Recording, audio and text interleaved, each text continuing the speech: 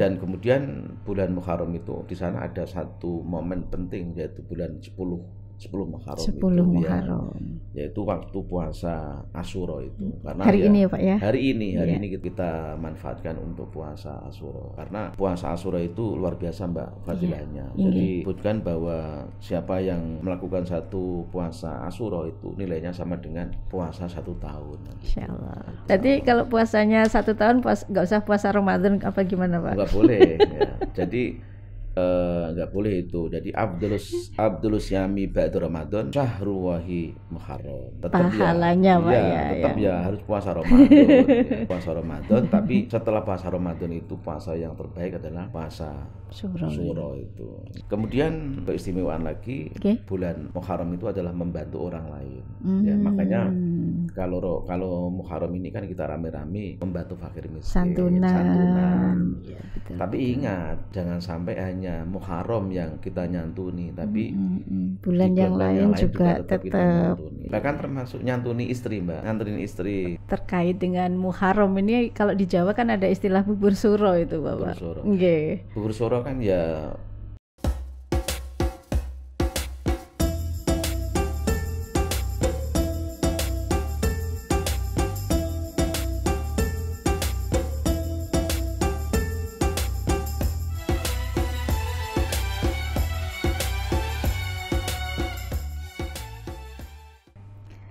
Assalamualaikum warahmatullahi wabarakatuh. Waalaikumsalam warahmatullahi wabarakatuh. Naik kapal pesiar turun di Pakistan. Halo, apa kabar dulur online Kemenak Tuban? Jumpa kembali dengan saya Laidia Mariati dalam acara On Mic Kemenak Tuban. Pemirsa On Mic Kemenak Tuban yang berbahagia, hari ini Jumat tanggal 28 Juli 2023 yang bertepatan dengan tanggal 10 Muharram 1445 Hijriah. Banyak keistimewaan di bulan Muharram ini. Sudah hadir di tengah kita Bapak Kepala Kantor Kementerian Agama Kabupaten Tuban, Bapak Dr. Ahmad Munir, Magister Humaniora. Apa kabar Bapak? Alhamdulillah baik-baik Mbak. Sehat nggih? Sehat walafiat. Alhamdulillah. Ya. Bapak langsung saja ini kita ke pokok bahasan pada materi kali ini. Bapak mungkin bisa diceritakan sejarah bulan Muharram itu sendiri. Ya, Assalamualaikum warahmatullahi wabarakatuh. Waalaikumsalam. Para pemirsa yang berbahagia, alhamdulillah pada pagi hari ini saya berada di studio On Mic Kemenak Tuban. Kita akan berbincang-bincang mengenai bulan Muharram. Hari ini kebetulan kita pas bulan Muharram bertepatan dengan 10 Muharram. Yeah. Yang akan kita bicarakan ini terkait dengan sejarah, kemudian peristiwa penting, keutamaan dan amalan yang biasa dilakukan pada bulan Muharram. Jadi bulan Muharram atau orang Jawa mengatakan bulan Syuro, ya Syuro, yeah. Bulan Syuro. Bulan Muharram ini sudah ada sejak sebelum Islam. Jadi sebelum khusus di Jawa Pak ya? Ya bukan, sejak seluruhnya ya.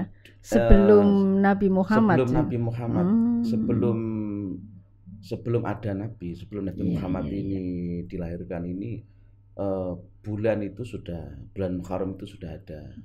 Nah, sehingga waktu itu kan umat Islam belum memiliki kalender, belum punya kalender, belum punya hitungan, sehingga peristiwa-peristiwa penting itulah dijadikan sebagai penanda. Seperti ketika Nabi Muhammad lahir itu kan, karena nggak ada bulan, nggak ada tanggal, akhirnya kan Nabi Muhammad lahir pada tahun gajah. Nah, pada tahun gajah, karena peristiwa itu terjadi peperangan antara pasukan gajah yang akan menyerang Ka'bah. Jadi itulah maka kita harus tahu dulu peristiwa apa ini yang disebut dengan sejarah-sejarah Muharram. Jadi bulan Muharram itu kan dari asal kata haram. Haram itu adalah suci atau terlarang. Ya. Jadi bulan-bulan Muharram itu bulan yang dimuliakan, disucikan oleh Allah, dan juga termasuk bulan yang dilarang perang. Itu sejak dulu, sejak Sebelum Islam datang itu memang bulan-bulan Muharram itu, ketika bulan Muharram itu tidak boleh para suku bangsa di saat itu melakukan peperangan karena disucikan bulan itu.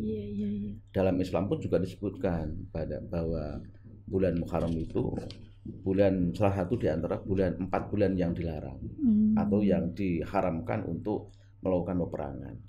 Kecuali memang terpaksa ya, tapi secara umum begitu. Jangan perang dulu gitu ya Pak ya? Iya, memang dilarang. Jadi budaya waktu itu memang sudah terbiasa ketika bulan Muharram itu mesti terjadi gencatan senjata gitu. Jadi dalam Al-Qur'an dijelaskan dalam surat At-Taubah ayat 36 ya. Di sini saya bacakan, inna iddatas syuhuri indallahi hisna asara syahran fi kitabillahi yauma khalaqas samawati wal ard minha arba'atun hurum dzalikat dinul qayyimu fala tadlimu fihinna anfusakum. Sungguhnya bilangan bulan pada sisi Allah adalah 12 bulan. Dalam ketetapan Allah di waktu Dia menciptakan langit dan bumi, di antaranya 4 bulan haram. Itulah ketetapan agama yang lurus. Maka janganlah kamu menganiaya dirimu dalam bulan yang 4 itu. Surat At-Taubah ayat 36. Nah, 4 bulan yang dimaksud itu adalah bulan Dzulqa'dah, Dzulhijjah, Muharram dan Rajab. Itu Quran yang mengatakan. Sehingga peristiwa-peristiwa bulan haram itu sebelum Nabi Muhammad dilahirkan pun sudah menjadi bulan yang sakral, Mbak. Ya. Siap. Sehingga kemudian setelah Kanjeng Nabi lahir itu pun juga dijadikan momen. Nah, kenapa bulan Muharram ini dijadikan sebagai awal tahun? Karena di situ ada peristiwa-peristiwa yang penting. Nah, di antaranya adalah bahwa pada bulan Muharram itu peristiwa-peristiwa sebelum Nabi diturunkan pun juga sudah ada peristiwa-peristiwa yang menjadi momen yang terpenting itu. Contohnya Nabi Adam ketika diterima taubatnya juga pada bulan Muharram. Ya, sehingga sudah menjadi kebiasaan kita, Rabbana dzalamna anfusana wa illam taghfir lana wa tarhamna dan seterusnya itu. Kemudian yang sering kita baca dalam kita ketika wirid itu ya, ketika kita zikir itu kan Rabbana dzalamna anfusana, itu kan juga doa yang sering disampaikan oleh Nabi Adam ketika melakukan satu pelanggaran, ketika pelanggaran di surga itu. Nah itu. Kemudian kapal Nabi Nuh yang berlabuh di bukit Zuhdi itu setelah banjir terjadi, setelah banjir juga, iya juga pada bulan Muharram. Kemudian selamatnya Nabi Ibrahim dari kobaran api, sisaan api dari Raja Namrud, itu juga Muharram. Kemudian Nabi Yusuf yang terbebas dari penjara Mesir karena difitnah oleh saudaranya sendiri itu juga Muharram. Kemudian keluarnya Nabi Yunus dari perut ikan, itu juga bulan Muharram. Itu juga Muharram. Kemudian Allah menyelamatkan Nabi Ayub dari penyakitnya, juga bulan Muharram.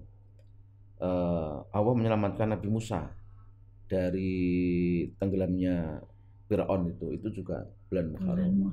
Nah, kemudian pada masa-masa Nabi itu juga sudah dijelaskan di sini ya, bahwa bulan Muharram, 1 Muharram itu munculnya tekad hijrah ke Madinah. Itu juga 1 Muharram ya. Kemudian 1 Muharram pada tanggal 7 Muharram terjadi perang Khaybar. Ini pada zaman Nabi. Kemudian 1 Muharram peristiwa penting, Khalifah Umar bin Khattab ini ketika itu kan kesulitan untuk menamakan tanggal bulan, ini kesulitan, Mbak. Itu pada pemerintahan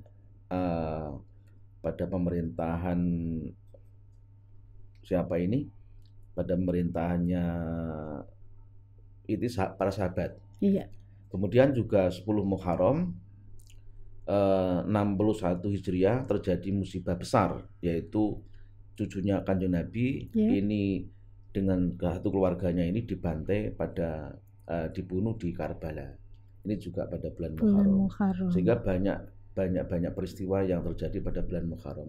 Jadi peristiwanya sendiri selain larangan non sewu kayak ya nggak bagus gitu Pak ya, kejadian yang kurang bagus, tapi juga banyak hikmah sendiri di bulan itu seperti tadi diceritakan Nabi Yunus, Nabi Ibrahim keluar dari kobaran api. Jadi selain di bulan-bulan itu ada berbagai macam hambatan gitu Pak ya. Artinya musibah tapi juga banyak berkah seperti itu ya. Termasuk 1 Muharram 61 Hijriah itu sahabat Umar bin Khattab itu terbunuh oleh Abu Lulu'ah, itu juga bulan Muharram. Bulan Muharram. Bapak, sebelum kita lanjut ini, pantesan ya saya orang Jawa ini Bapak ya.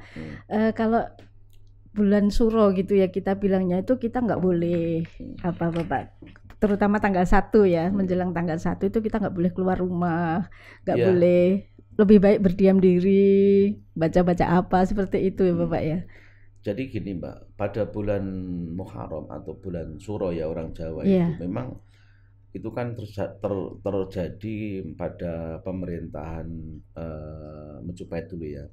Ini kan, nah kita sebagai umat Islam ini kan bisa mengakumulasi atau mengakulturasikan budaya ya, budaya antara budaya dulu dengan sekarang ini, dengan budaya Islam ini. Kenapa bulan Suro atau bulan Muharram ini kita tidak boleh melakukan satu, orang Jawa biasanya kan mantenan nggak boleh. Iya, mantenan juga nggak boleh Pak ya. Boleh itu. Jadi mantenan sepi nih kalau bulan Suro ya. Jadi naib-naib ini libur kalau bulan Muharram ini. Ya, karena apa?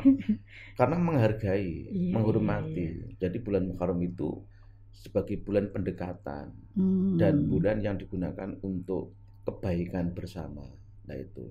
Makanya kita sebagai umat Islam ini kita harus paham terkait dengan kemuliaan bulan Muharram.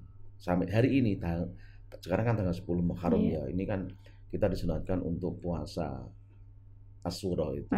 Asyura itu kan kalau orang Jawa mengatakan kan Suro itu ya. Suro itu kan diambilkan dari Asyura. Asyura itu 10 Muharram. Nah, 10 Muharram juga terjadi tadi sebenarnya tadi itu banyak peristiwa-peristiwa yang kurang baik, tapi ada juga imbangannya. Jadi yang baik pun banyak gitu Bapak ya. Jadi seperti peristiwanya Nabi Adam ketika diterima tobatnya oleh Allah karena melakukan satu pelanggaran makan buah kulti dan dilempar dari surga ke dunia, itu kan juga diterimanya ampunan itu kan juga pada pada tanggal 10 Muharram gitu. Bapak, yang kami rasakan kemarin itu Bapak ya, menjelang 1 Muharram kita itu kayak kurang semangat, terus tenaga kita tuh kayak lemes, bawaannya lemes aja gitu. Nah saya pernah baca itu katanya, kalau orang Jawa ini versinya orang Jawa, tenaga kita itu disedot gitu loh. Makanya kita nggak usah keluar rumah, kita berdiam diri di rumah, karena selain tenaga kita juga tersedot gitu Pak ya, juga banyak bala-bala bala itu apa Bapak? Musibah gitu ya, yang harus kita hindari. Memang benar Bapak ya? Ya itu tergantung keyakinan. Tapi yang jelas menurut versi Islam itu bulan Muharram itulah bulan yang dimuliakan. Bulan yang disucikan dan termasuk bulannya Allah. Kenapa bulannya Allah itu? Maksudnya itu adalah bulan memang digunakan untuk beribadah. Bulan Muharram itu kan setelah bulan Dzulhijjah. Bulan Dzulhijjah itu kan bulannya haji. Sehingga setelah peristiwa haji mulailah bulan Muharram. Makanya bulan yang harus dimuliakan, bulan yang disucikan, dan bulan yang harus digunakan untuk melaksanakan kebaikan-kebaikan itu bulan Muharram itu. Baik, Bapak, sekarang kita menginjak ke keutamaan bulan Muharram. Bapak mohon dijelaskan tentang itu. Keutamaan bulan Muharram tadi saya sampaikan ya, ada dalam surat At-Taubah tadi itu bahwa bulan Muharram itu bulan yang jelas-jelas itu menjadi bulan haram yang disucikan oleh Allah Subhanahu wa taala. Kemudian yang kedua adalah bulannya Allah. Bulannya Allah itu maksudnya bulan disebut sebagai bulan Allah itu bulan yang memang betul-betul digunakan untuk beribadah kepada Allah Subhanahu wa taala. Nah, di sini juga disebutkan bahwa bulan Allah itu bulan yang dimana diharamkan untuk melakukan satu pembunuhan. Dulu sebelum Nabi datang ini kan orang-orang bangsa Quraisy, bangsa sana itu kan sering sukanya perang gitu Pak ya. Kekuatan, adu kekuatan. Seperti antara suku Quraisy dengan suku Taif itu kan luar biasa, Mbak. Bahkan ada namanya patung ya. Patung yang sesembahannya itu loh. Sesembahannya itu Uzza dan Lata itu kan menjadi kebanggaan mereka. Sehingga sukanya perang. Tetapi kalau sudah masuk pada bulan Muharram, dia berhenti itu. Padahal mereka waktu itu juga belum Islam gitu, tapi sudah sangat mempercayai itu, Bapak ya. Dan kemudian bulan Muharram itu di sana ada satu momen penting, yaitu bulan 10 Muharram 10 itu Muharram. Ya, yaitu waktu puasa Asyura itu. Karena hari ini ya Pak ya. Hari ini kita manfaatkan untuk puasa Asyura. Karena puasa Asyura itu luar biasa, Mbak, fadilahnya. Jadi disebutkan bahwa siapa yang melakukan satu puasa Asyura itu nilainya sama dengan puasa 1 tahun. Insya Allah. Mbak Iva puasa ini, Bapak juga. Insya Allah lah ya. Jadi kalau puasanya 1 tahun, nggak usah puasa Ramadan apa gimana Pak? Nggak boleh. Ya. Jadi nggak boleh itu. Jadi Abdulus Yami ba'da Ramadan Syahruwahi Muharram.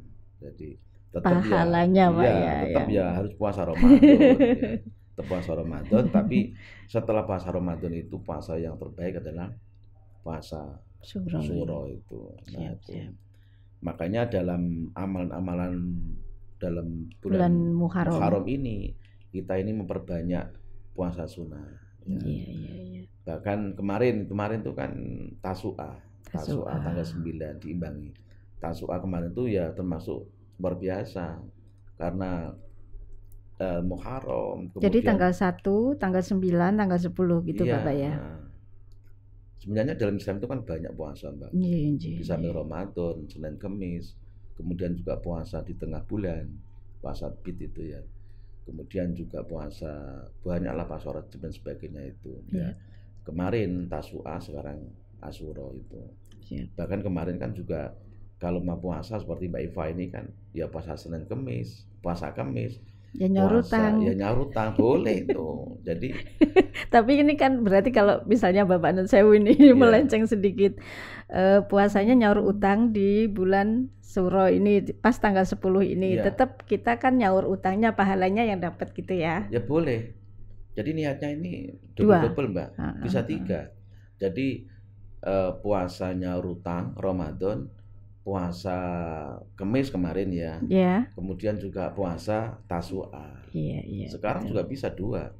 Nyaur utang dan puasa eman ini ya. Ya. Kalau nggak sampai puasa ini eman. Ya.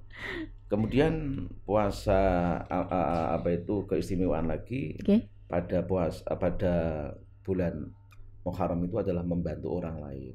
Ya, makanya kalau Muharram ini kan kita rame-rame membantu fakir miskin, santunan. Ya, betul. Tapi ingat, jangan sampai hanya Muharram yang kita nyantuni, tapi bulan yang lain juga tetap kita nyantuni. Bahkan termasuk nyantuni istri, Mbak. Masya Allah. Ya, nyantunin istri. Tadi pagi saya mau bilang Mbak Iva belum ada yang menyantuni, Pak.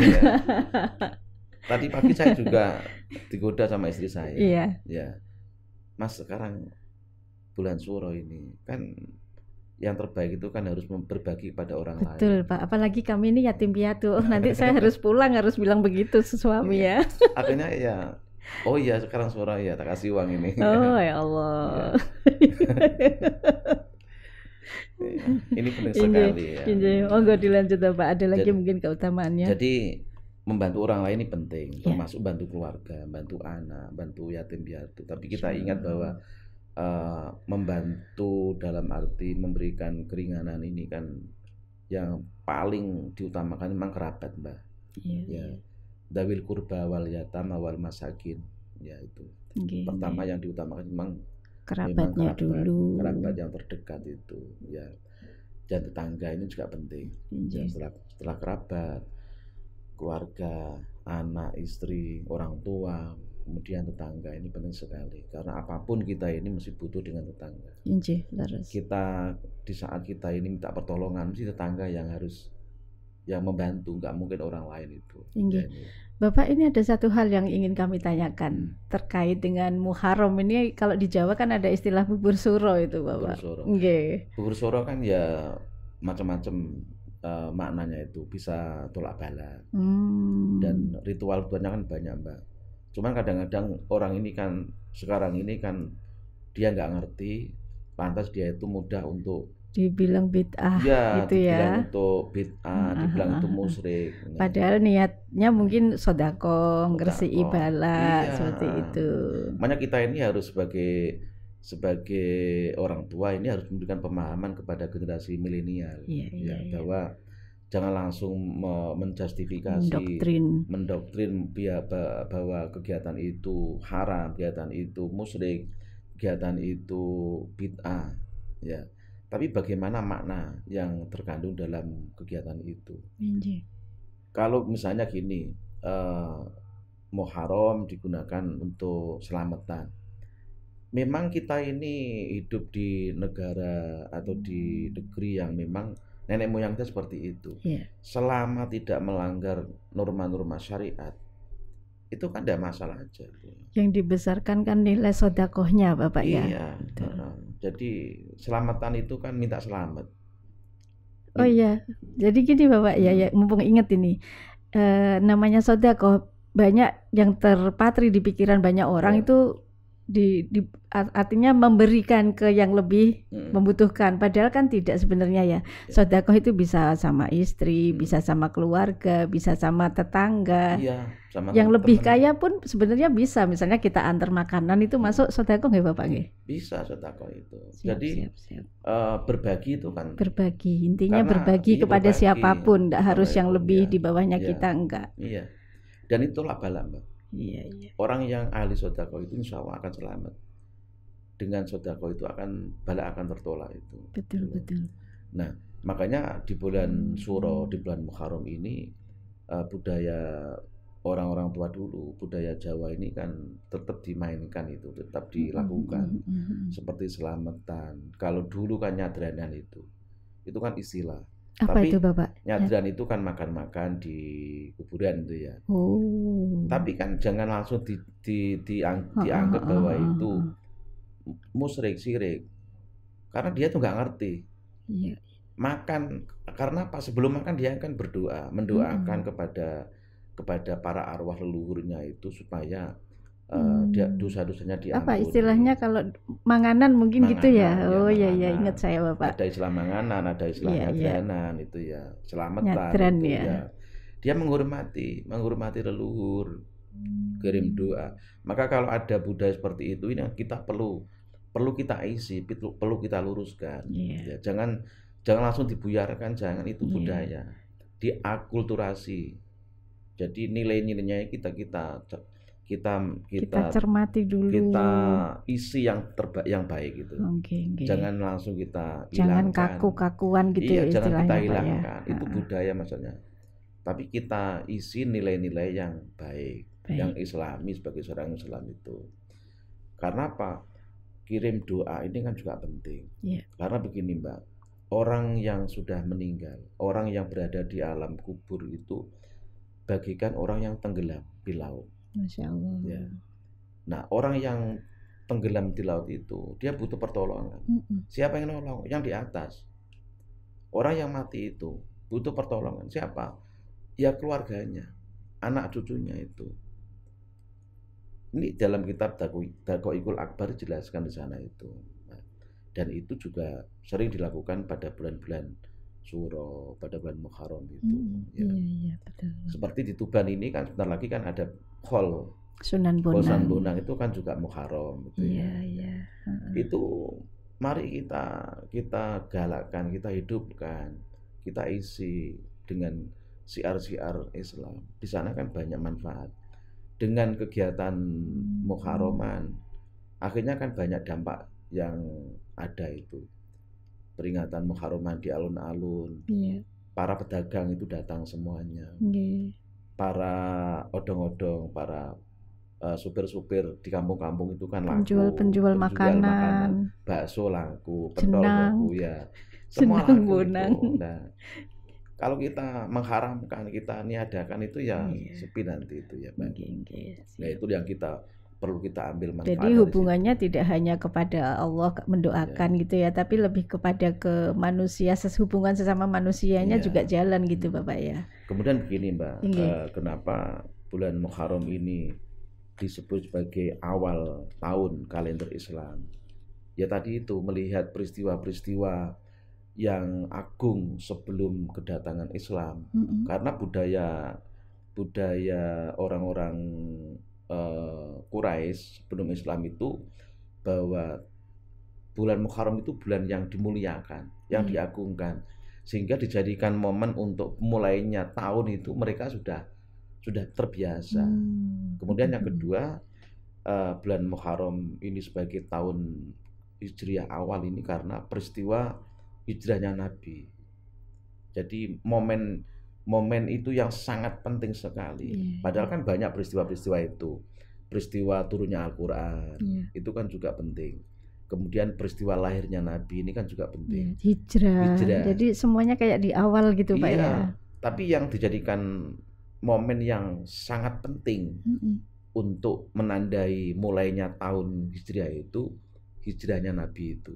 Karena perjuangan yang luar biasa, yang merombak tatanan kehidupan manusia, akhlak yang lebih baik, kemudian juga tatanan sosial yang lebih baik, itu kan hijrahnya Nabi itu.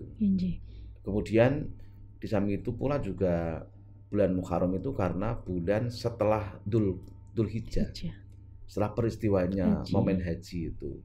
Nah, akhirnya para sahabat Nabi waktu itu sepakat ya mulainya tahun baru Hijriah ini adalah setelah diawali pada bulan Muharram. Bulan Muharram.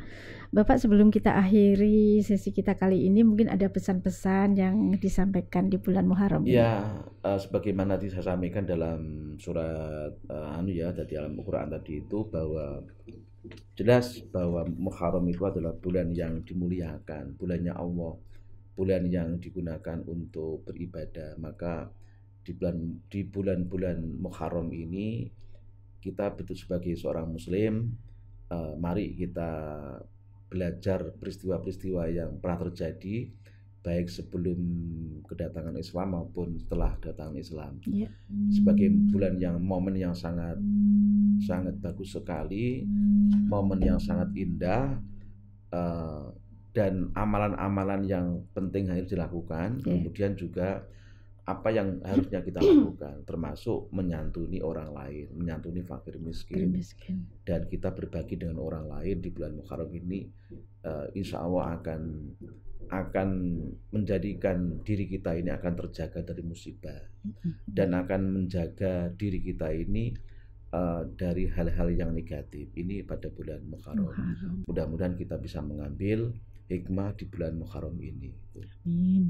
Oke, terima kasih sahabat OnMik Studio Kemenak Tuban yang berbahagia. Semoga sharing informasi yang kita dapatkan hari ini bisa bermanfaat dan menambah semangat untuk terus berkhidmah di bawah naungan Kementerian Agama. Amin.